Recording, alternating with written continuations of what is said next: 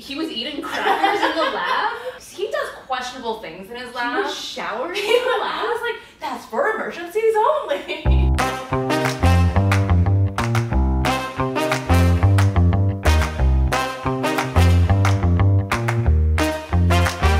He says DNA is like the foundation of life, and in that context, I'm like, that was actually a bold statement. Yeah. Because we didn't know that yet at that point. Sure. I like the science behind cooking. Like, I feel like if I were to do one, it would more be the angle she took with her show. Yeah, like the Maillard reaction. Science of cocktails.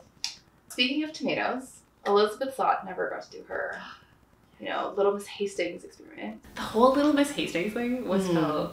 It bothered me as, like, a modern woman. I know this was the 50s, but, like, you can see, like, how frustrating it would have been to be Elizabeth, to try and, like, be a credible female scientist. Yeah. Not only that, like, let's also acknowledge they were all white scientists, mostly white men, and this is why, like, science from that time period, sometimes people refer to it as, like, an old boys club, and, like, if you weren't kind of part of the club, it was, like, kind of hard to make a name for yourself. Yeah. Like, I've heard this sort of narrative, too, of a lot of women, especially when it was, less accepted to be women in science.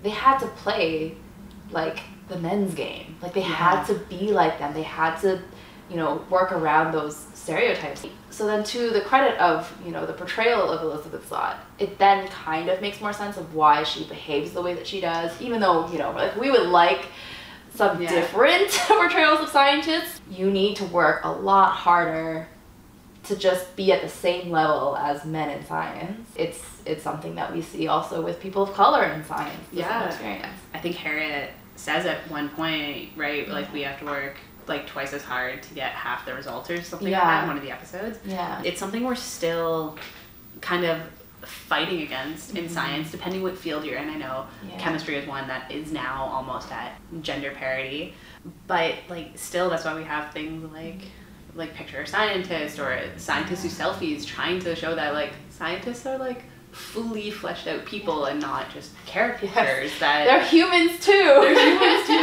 That cook. That cook. Do other things, and, like, don't just, like, sit around and, like, spout off, like, random facts all the time. Name the elements in the periodic table in order. Yeah, like, I don't think I've ever known that. I remember we had to do that in high school, like, memorize like 25 elements, and, like, never had to do that in undergrad. Like, everyone has a periodic table somewhere to, like, refer to. I have one on a cutting board. Just over there. I have one in, like, a little, like, glass cart piece. Is that the one that has, like, the little elements? Yes! Oh, that was cool, though. I got that as a gift, and I love it. Are we helping the cause? Or I know. We are nuanced and complex individuals. I can appreciate a nice periodic table. Yeah. It's a piece of decor. Yeah. Or an Erlenmeyer flask. There you go. They're really they were centerpieces at my wedding.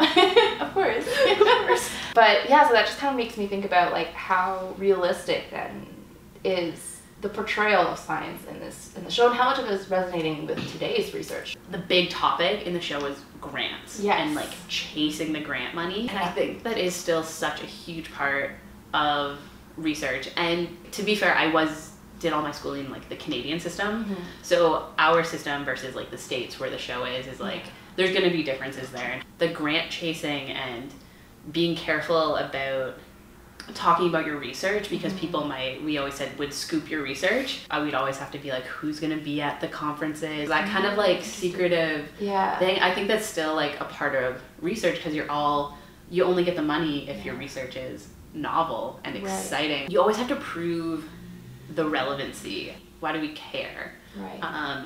And sometimes I think that's to a detriment. Sometimes it's overreaching, like, how many things are going to, like, this will solve cancer, and it's like, maybe in a long time period it might, but it's still pretty foundational. And you also have to, like we saw in the show, convince people of the importance of it. And I can imagine, like, how hard that would have been for Calvin and Elizabeth to, apply for this grant when it's, like, their research is based on the idea that DNA is the basis of life. People were like, nah, DNA is not that important at the time, so they have to, like, sell that and then be like, oh, and also the the research we want to do like is logical and makes sense. They were like underdogs almost at that. Like, I think it'd be interesting one day to like see kind of the reverse story of like people who were with sort of the mass but were proved wrong, and like what is that process? Like what happens to your reputation at that point? Right. That is also a huge part of getting funding is what research names are attached. If you have a big prof, they'll be like, they know what they're doing. So like that would be interesting to see like kind of like how do they turn that around? Like where are they now? Well, and that's interesting with like the Borowitz plotline, who I guess he's kind of introduced like, oh, Borowitz's research is just a replication of Vauquelin's research. First, which I found was like weird because Vauquelin's like from 1.5 centuries ago. Like, but then also, I know it's meant to show that Borowitz is not that brilliant of a scientist, especially compared to Elizabeth and Calvin. But at the same time, like, isn't there value in replicating research? Maybe not research from a century and a half ago, but like, is that not part of how science works?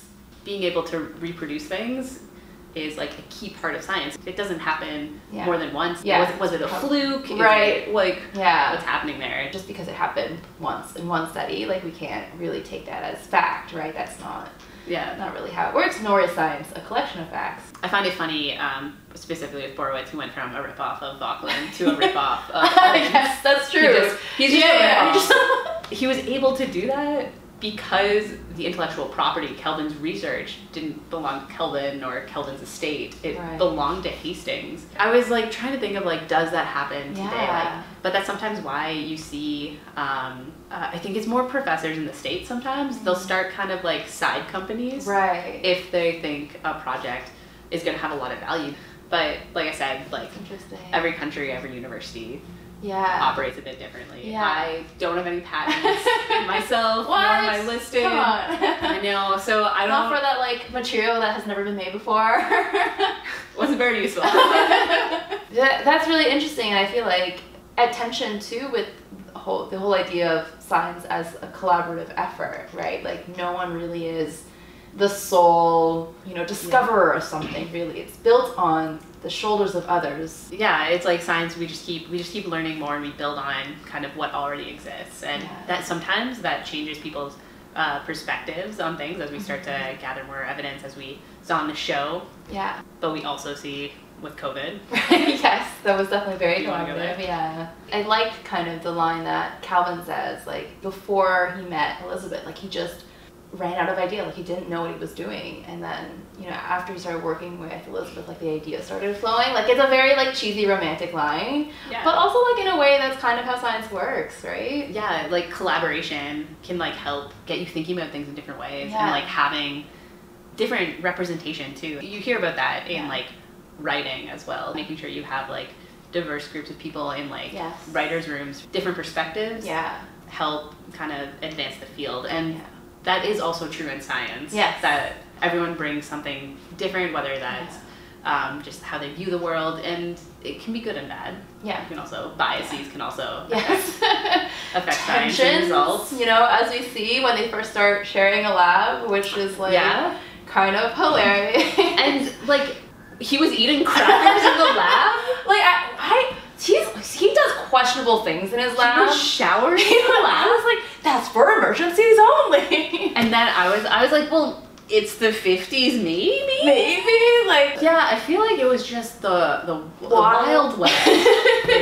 Like, there's smoking in the lab. Like, where were the health and safety protocols? I think also because it's a chemistry lab, too, which is usually, I feel like, higher in terms of what the standards are for, like, because like a bit more rules. I feel like the difference between like and I'm gonna be very generic here is like chemistry has like a lot of small powders that can like get places. Yes. And whether or not they would kill you or just cause a skin irritation. I feel like I've definitely done like labs in biology and in physics where I didn't wear a lab coat. I didn't need to. But in most of my chemistry labs, it's not really optional. You're breaking the rules if you're not wearing it. And that's not to say that all chemists are rule followers.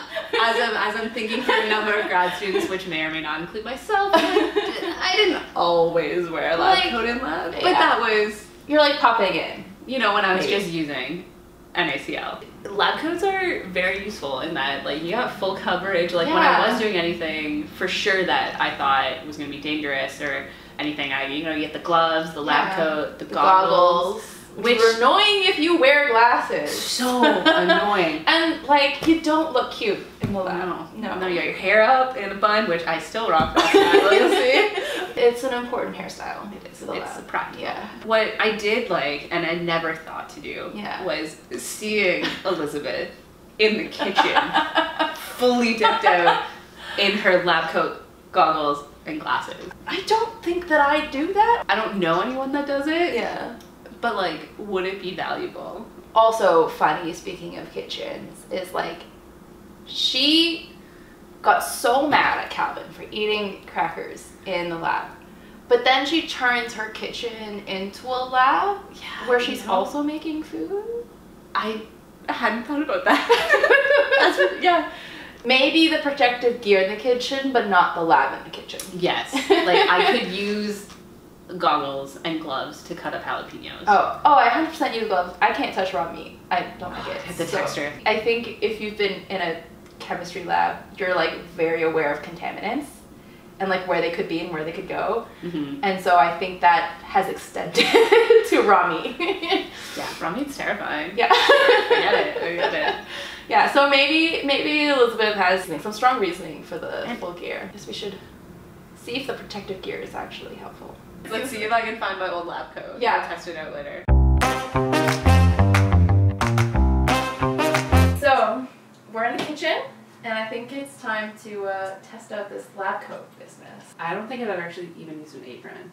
Yeah, I don't either. And I never even considered using a lab coat instead of an apron. Yeah, I mean, looking at the state of my lab coat, like, I'm not super keen? Not keen. This has been washed. Well, let me clarify. Something she never did in the show, but I personally love. Yes. Is cocktails.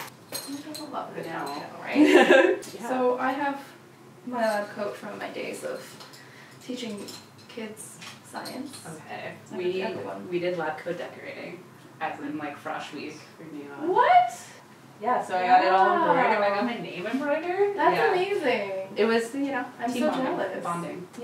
I probably would have enjoyed chemistry a little bit more with like a customized lab coat. Yeah. It was fun. Some people tie-dyed. I did Oh not my gosh, tie-dye. you didn't tie-dye. Yeah. Mine has natural tie-dye. That's all I It can call does. It has. I don't even want to know what's on there. We're going to pretend like we're in lab. Doing a classic first year lab of, like, a pH experiment. Using a pH indicator. Okay. What do you remember from first year? There are acids and bases. Okay. Yes. The lower the pH, the more acidic. Yeah. The higher the pH, the more basic. Okay. The pH indicators can tell you, depending on, like, which indicator you're using, kind of what range that solution, that chemical is in. Yes. pH. Yes. Okay. Nice. What we are going to be doing is we're going to be making a pH indicator ice. Ooh, so, ice. Yes. Nice. So using kind of a naturally occurring pH indicator, it's this, like, pea flower. Pretty. They're so pretty. Yeah, they're dry. And in that is this naturally occurring pH indicator. It's called anthocyanin.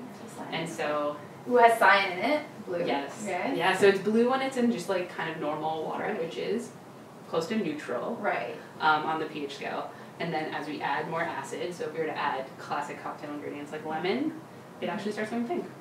Nice. So that's how we're going to make a color-changing cocktail. When you first said you had a natural indicator, I thought of the classic cabbage experiment. And I was like, I'm hoping we're not drinking cabbage. You don't want hot cabbage? No, ain't my thing with the cocktail, I'm going to be honest.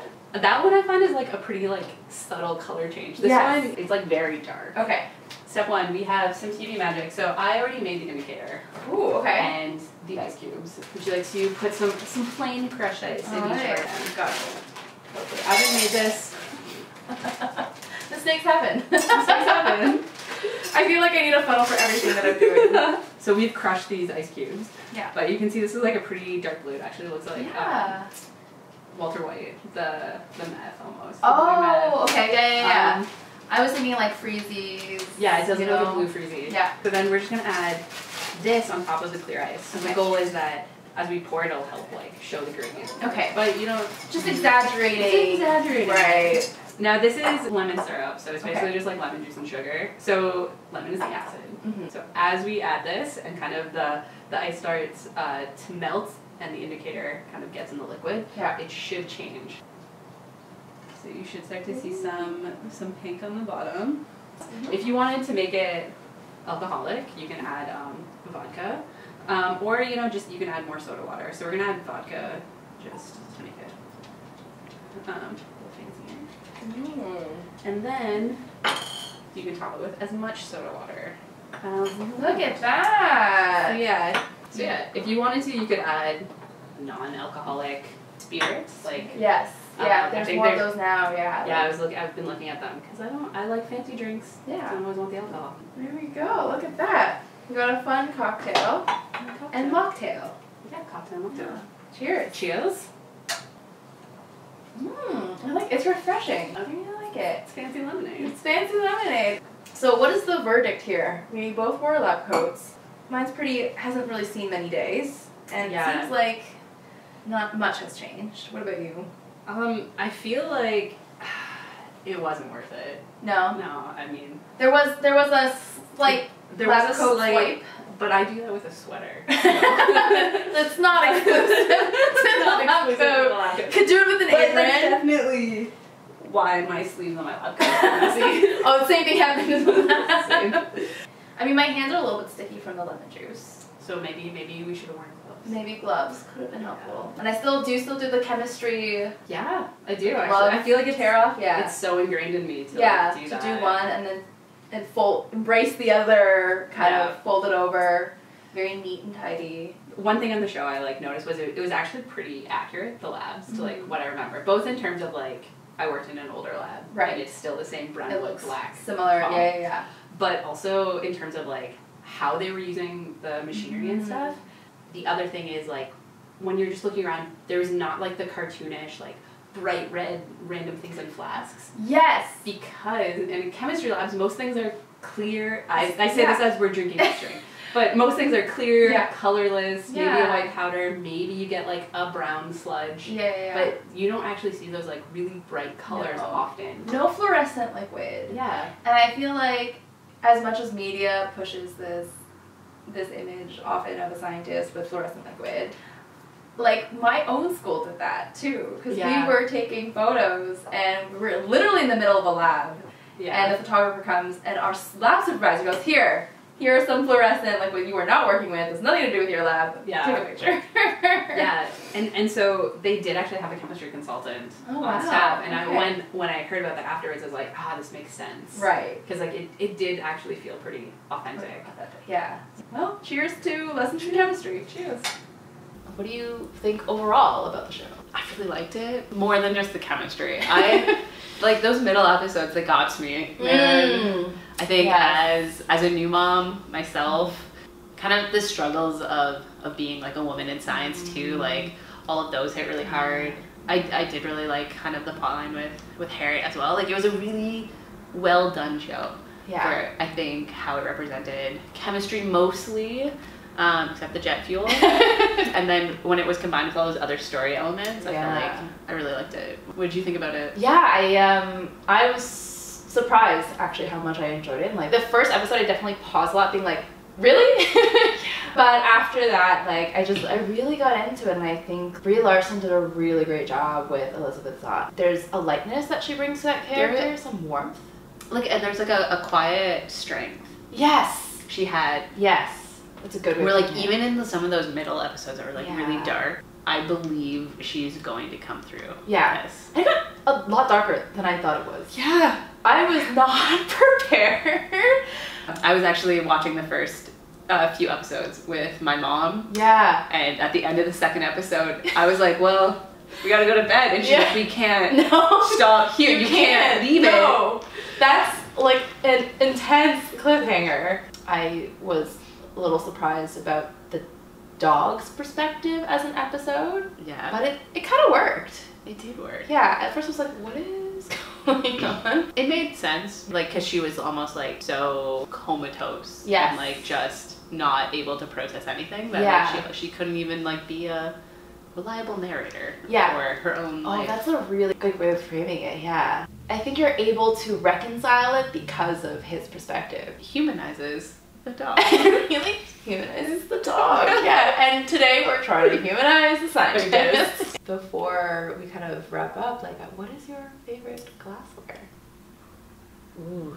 I feel like, okay, if I, like, a classic piece, I do like the Erlenmeyer. They are really nice. Yeah, like, they're not, like they make nice vases. I use this as a vase. This is what it is. Like, I love it. I love shape. the shape of it, and they're also really functional. Like, if you wanted to drink out of it, I have spillage is minimal.